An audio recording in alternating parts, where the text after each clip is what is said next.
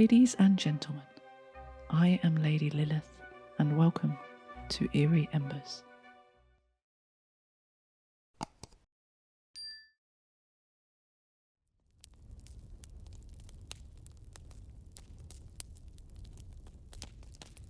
Glastonbury was both the Isle of the Dead and the Isle of the Blessed.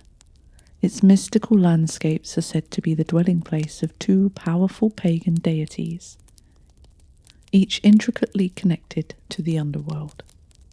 These ancient gods, shrouded in myth and legend, are believed to preside over the realms of life and death, casting their influence over the land and its inhabitants. Their presence imbues Glastonbury with an otherworldly aura, making it a place where the veil between the living and the dead is whisper thin, and where the sacred and the profane coexist in a delicate balance. The fairy king Avaloch is said to have presided over Glastonbury Tor, shrouding the town in myth and mystery. Though little is known about him, he is believed to be the father of the mother goddess Modron. Avaloch used the Tor as a gateway where the souls of the dead could pass freely, connecting the living world to the underworld. Another powerful deity associated with the Tor is Gwyn ap Nudd from Welsh tradition. Gwyn, the lord of the underworld and the wild hunt, also utilised the Tor as a portal to the realm of the dead. On dark nights when the moon is full, it is believed that one could hear his ghostly hounds traversing the sky, hunting for souls. This spectral pursuit, echoing through the night, adds a chilling dimension to Glastonbury's already rich tapestry of legend and lore, cementing its reputation as a place where the boundaries between the mortal world and the supernatural blur. These traditions must have built up around Glastonbury for a reason. Since the dawn of humanity, the Tor and Glastonbury have been revered as sites of burial and ultimately rebirth. The town's mystical reputation and its connection to the underworld have attracted legends and spiritual beliefs through the ages. So let's take a journey with some of the town's deceased inhabitants, uncovering the layers of history and myth that have made Glastonbury a unique nexus of the sacred and the spectral. As we venture into the heart of Glastonbury, we encounter spirits of those who walked these lands long before us. The ancient kings, such as Avaloch, who governed the ethereal realms and used the Tor as a gateway for souls. We meet the wandering spirits of the wild hunt, led by Gwyn, whose ghostly hounds are said to hunt the skies on moonlit nights. We pass through the churchyard, where the remains of monks and pilgrims rest, their spirits still whispering prayers and secrets. In the ancient burial grounds, we feel the presence of Mother Goddess Modron, her nurturing spirit guiding the cycle of life and death. Each step through Glastonbury's storied past reveals the deep spiritual significance of this place, where the lines between life and the afterlife are thin, and where every corner holds a story of those who have crossed from one realm to the next. This journey with the town's deceased inhabitants highlights the profound and timeless connection Glastonbury holds within the themes of death, rebirth, and the eternal journey of the soul. Glastonbury Abbey. Many legends are attached to Glastonbury Abbey, each adding to its mystique and historical significance.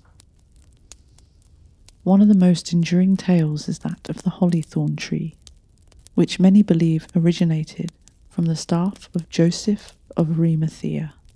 According to legend, Joseph planted his staff in the ground, and it miraculously took root, blossoming into a hollythorn that can still be seen in the abbey grounds today. Another compelling legend holds that King Arthur and Queen Guinevere are buried within the abbey grounds. Excavations in the 12th century reportedly uncovered their graves, lending credence to the belief that this ancient site is intertwined with the legends of Camelot. Regardless of which legends one chooses to believe, Glastonbury Abbey stands out as one of the richest and most elaborate monastic establishments in England. It has been a beacon of Christianity for over 2,000 years, its ruins still echoing the grandeur and the spiritual significance it once held.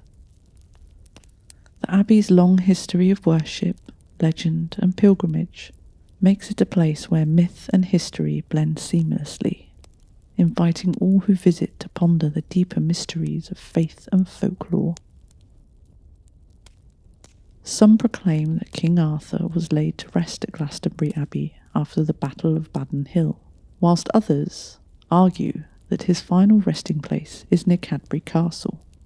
According to legend, Arthur was brought to Avalon and laid to rest in the centre of the abbey. While most tales suggest that Arthur lies in eternal sleep, ready to rise when England needs him again, the legend at Glastonbury takes a different turn. At Glastonbury Abbey, it is believed that Arthur does not merely slumber, waiting for a time of need.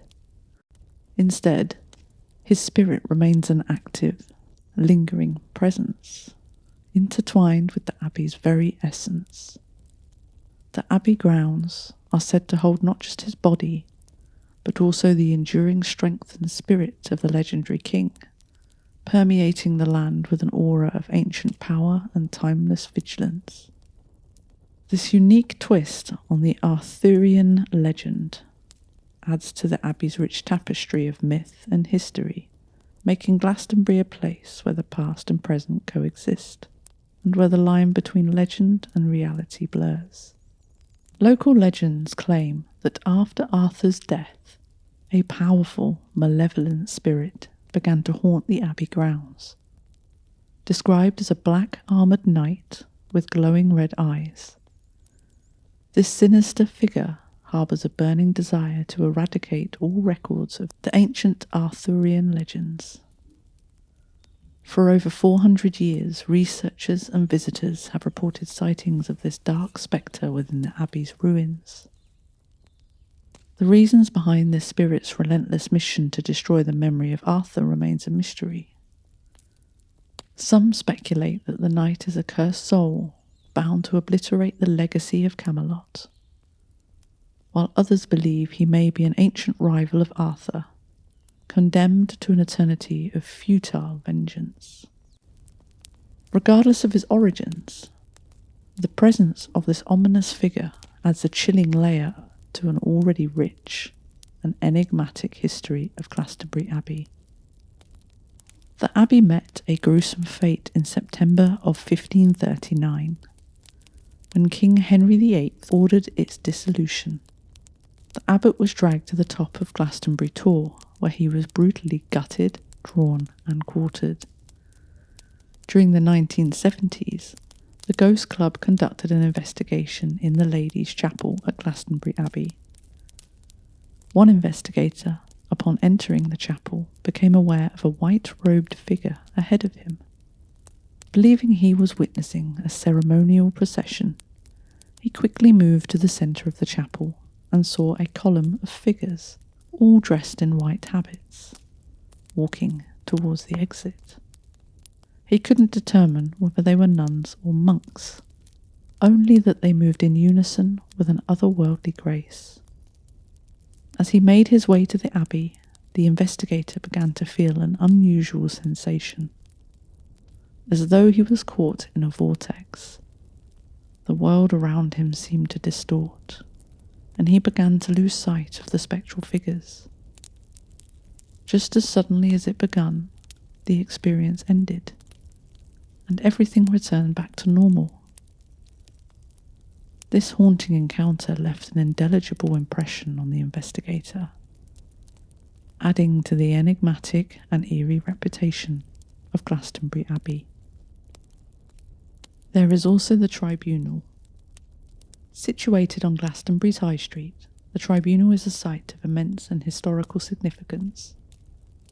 its true importance unknown to most tourists and barely recognised by many locals.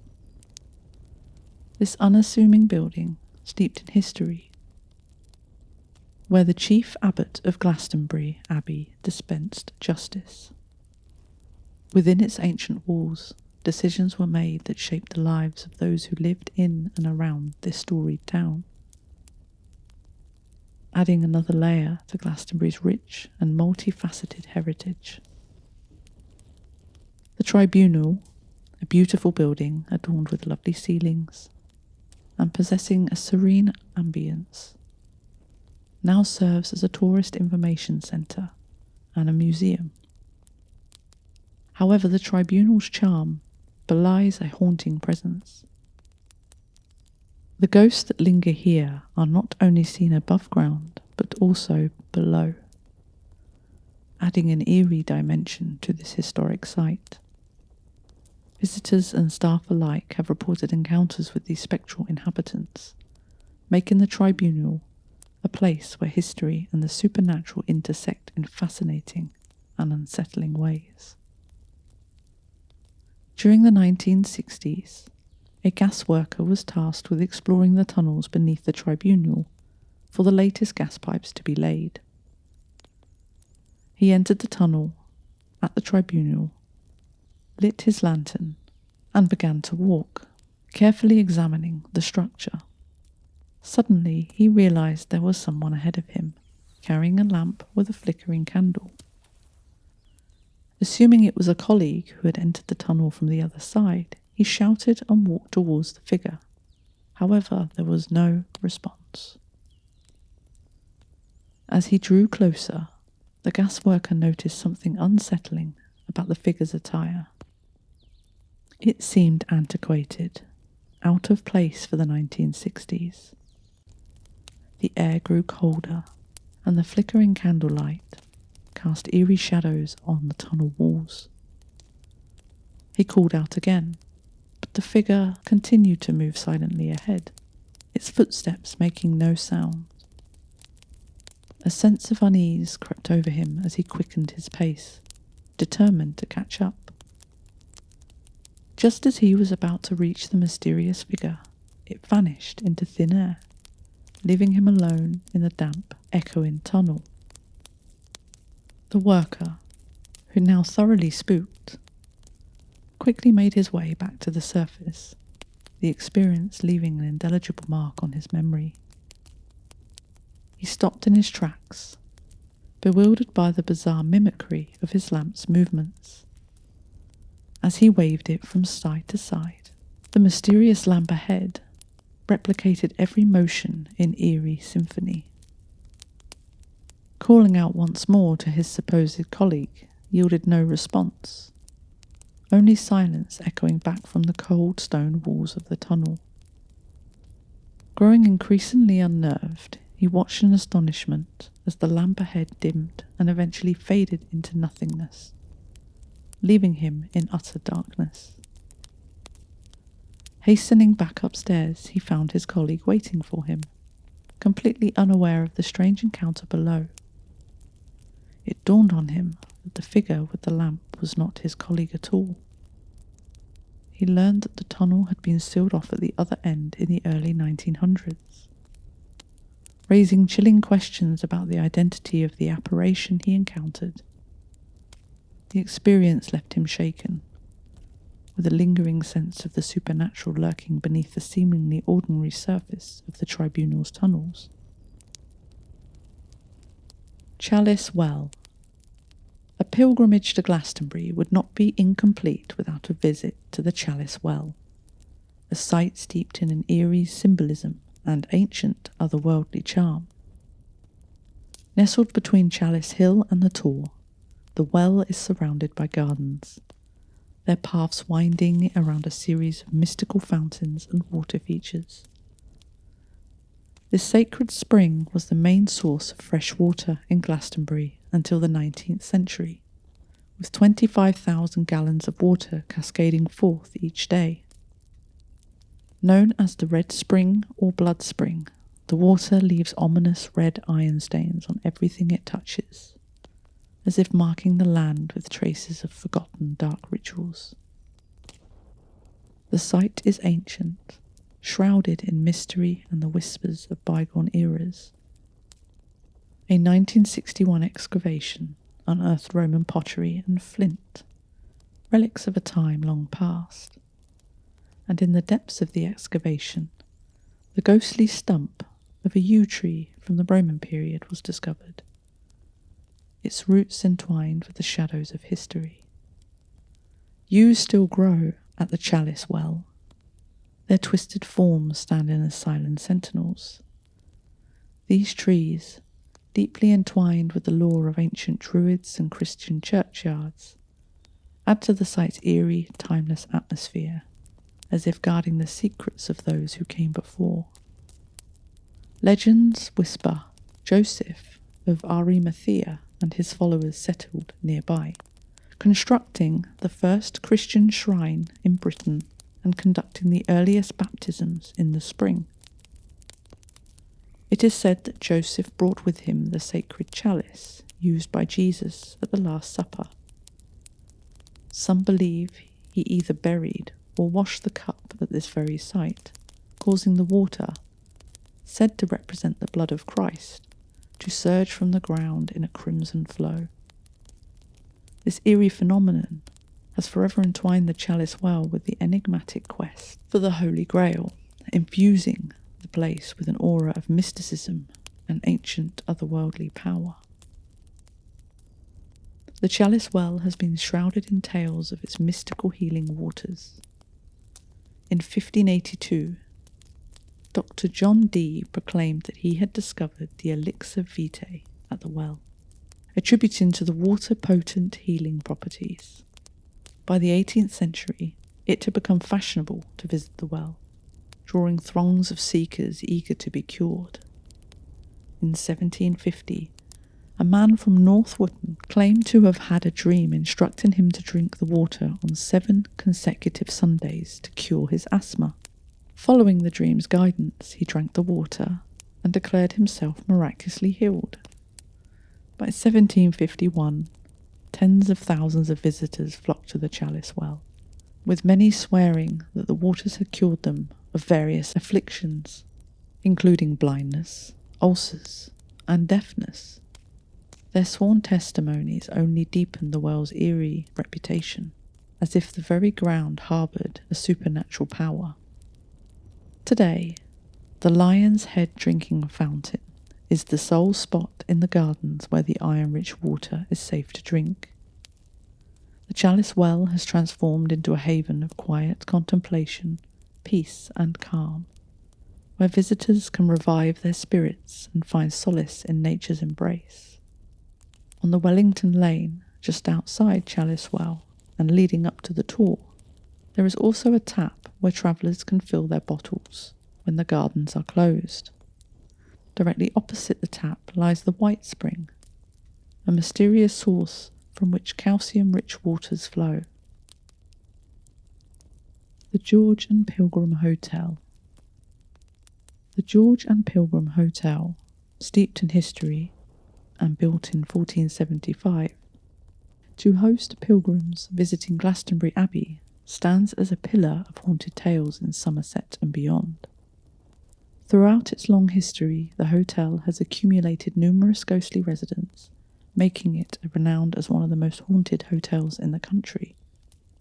The Pilgrim Inn fell into the hands of Edward Seymour, the first Duke of Somerset, only later to return to the king, shrouded in ruin. By the late 1600s, the inn, though worn with time, still harboured 2 ominously gilded beds from its days of grandeur. These relics whispered tales of blood and betrayal, hinting at the inn's continuous use, haunted by echoes of a dark past up to the present day. In the oldest bedrooms of the George and Pilgrim's Hotel, where the rich tapestry of history weaves with the supernatural, a plethora of ghostly tales resides, mostly falling into the category of nighttime visitors. Among these spectral inhabitants is the joyful figure of a fat monk, known for his cheerful demeanour. He is frequently spotted gliding through walls with a light-hearted laugh echoing in his wake. One particular night stands out in the hotel's haunted lore.